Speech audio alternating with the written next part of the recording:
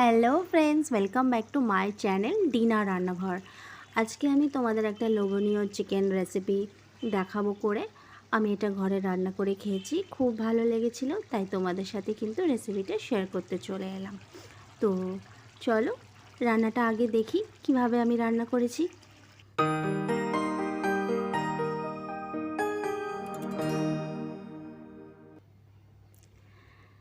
Chicken তো সবসময় ঘরে খাওয়া হয়, সব রকমভাবেই খাওয়া হয়, সবসময় একই রকমভাবেও লোকের বাড়িতে খাওয়া হয়।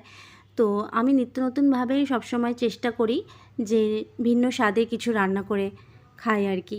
পরিবারে সবসময় সবাইকে নিয়ে একই রকম রান্না খেতে তো কারোরই ভালো লাগে না, তাই চেষ্টা করি যে আলাদা আলাদা রকমভাবে রান্না করব, আর সেগুলো ভালো হয়, সবাই খেয়ে প্রশংসা করে, তখনই কিন্তু আমি রান্নাটা নেক্সট টাইম দ্বিতীয়বার রান্না করে তোমাদের সাথে শেয়ার করি। এখানে কিন্তু আমি রিফাইন তেল নিয়ে নিয়েছি কড়াইতে।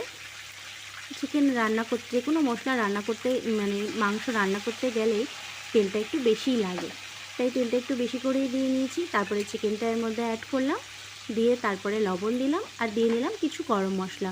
গরম মশলার মধ্যে দিয়েছি আমি দারচিনি, লং, এলাইচি আর একটা জায়ত্রী, আর দিয়ে নিলাম সামান্য একটু হলুদ আর সামান্য একটু লঙ্কার গুঁড়ো দিয়ে সব কিছু এইভাবে দিয়ে আমি কিন্তু তেলের উপরে একটু ভেজে নেব। চিকেনটা এইভাবে ভেজে নিয়ে তোমরা রান্না করবে, তাহলে কিন্তু খুব টেস্টি হবে। মানে চিকেনের যে কাঁচা গন্ধটা সেটাও চলে যায়, আর চিকেনের মধ্যে কিন্তু সব রকম মশলাও ঢোকে, আর কালারটা মেন হলো, কালারটা খুব সুন্দর হয় দেখতে। আর যে কোনো জিনিস যখন সুন্দর আকর্ষণীয় হয় তখন কিন্তু আমাদের সেটা মানে টানে খাওয়ার জন্য, খেয়ে দেখি কেমন হয়েছে। আর এইভাবে তোমরা রান্না করবে, অবশ্যই কালারটাও ভালো হবে, আর দেখতে যেমন ভালো হবে তেমনি খেতেও সুস্বাদু হবে। সবসময় কিন্তু পেঁয়াজ আমরা তেলের মধ্যে আগে দিয়ে নিই, তো এইভাবে আমি চিকেনটা ভাজার সময় কিন্তু এর মধ্যে আমি দুটো কুচিয়ে রাখা পেঁয়াজ কিন্তু আমি দিয়ে নিলাম। তারপরে পেঁয়াজগুলো যখন একটু নরম হয়ে যাবে, একটু ভাজা হয়ে যাবে, খুব গোল্ডেন কালার হওয়ার দরকার নেই, একটু নরম হয়ে গেলেই এর মধ্যে কিন্তু আমি দিয়ে নিলাম খানিকটা আদা রসুন। আদা রসুনটা তোমরা পরিমাণ মতো, নিজেদের পরিমাণ মতন দিয়ে নেবে। এখানে কিন্তু আমি 1.5 চামচ মতন আদা রসুন পেস্ট ইউজ করেছি। আর এখানে দিয়ে নিলাম ছোট ছোট 4টে টমেটো কাটা আর লঙ্কা। টমেটোটা আমি পেস্ট করেও দিতে পারতাম, কিন্তু আমার মনে হয় যে এইভাবে টমেটোটা দিলে টমেটোর স্বাদটা খুব ভালো হয়, কারণ টমেটো যতক্ষণ না গলবে ততক্ষণ কিন্তু আমরা এইভাবে এটাকে, চিকেনটাকে এর সাথে কষাতে থাকবো। তো টমেটোটা গলে যাওয়ার জন্য চটজলদি, তার জন্য আমি একটু লবণ ইউজ করেছি। তারপরে ভাজতে ভাজতে যখন টমেটোটা একদম টেন্ডার হয়ে যাবে তখন কিন্তু মশলা দিয়ে দিলাম, লঙ্কার গুঁড়ো, হলুদ গুঁড়ো, জিরে গুঁড়ো, ধনে গুঁড়ো, আর দিয়ে নিলাম সামান্য একটু চিকেন মশলা, দিয়ে সেটাও আমি ভালো করে একটু ভেজে নিলাম। তারপরে এখানে 50 মতন টক দই আমি ভালো করে ফিটিয়ে নিয়েছি। টক দইটা কিন্তু অবশ্যই আমলের, মানে কেনা, কোনো মিষ্টির দোকানের নয়। তারপরে সে টক দইটা ভালো করে ফিটিয়ে নিয়ে একদম গ্যাসের ফ্লেমটা লো করে নিয়ে তারপরেই কিন্তু আমি টক দইটা দিয়েছি। গ্যাসের ফ্লেম কখনো হাই করে টক দই দেবে না, তাহলে কিন্তু দইটা চটজলদি একদম ফেটে যাবে। তো এইভাবে দিয়ে এখন আমি নাড়িয়ে নিচ্ছি বা কষিয়ে নিচ্ছি।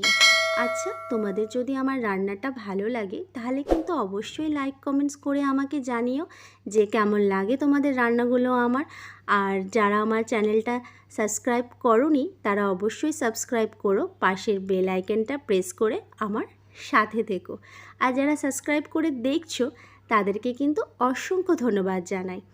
তারপরে এইভাবে ভালো করে কষাতে থাকবো, কষাতে কষাতে যখন দেখবো যে একটু তেলের ওপরে উঠে এসছে, তখন কিন্তু আমি এখানে খুব সামান্য পরিমাণেরই জল ইউজ করব।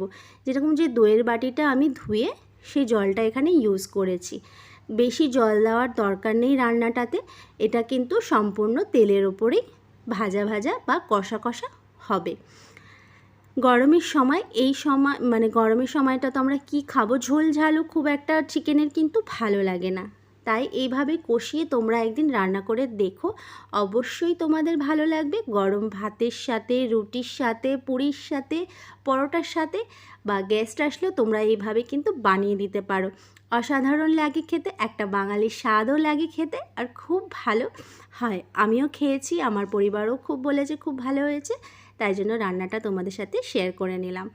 আচ্ছা, এইভাবে দেখো আমি কিন্তু ঢাকনা দিয়ে ঢেকে আরও 5 থেকে 7 মিনিট মতন চিকেনটাকে একদম টেন্ডার করে নিয়েছি লো ফ্লেমে। তারপরে নামানোর আগে আমি এখানে দিয়ে নিলাম ধনে পাতা দিয়ে আমি নামিয়ে নিচ্ছি রান্নাটা।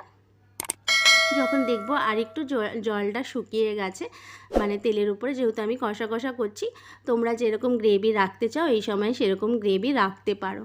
আচ্ছা, আজকে রান্নাটা এই পর্যন্তই। তোমাদের ভালো লাগলে লাইক কমেন্টস করতে কিন্তু ভুলো না। নেক্সট আসবো অন্য কোনো রান্না নিয়ে। আর যদি তোমরা কোনো রান্না দেখতে চাও, শিখতে চাও, তাহলে অবশ্যই কিন্তু আমাকে কমেন্টসে জানাতে পারো।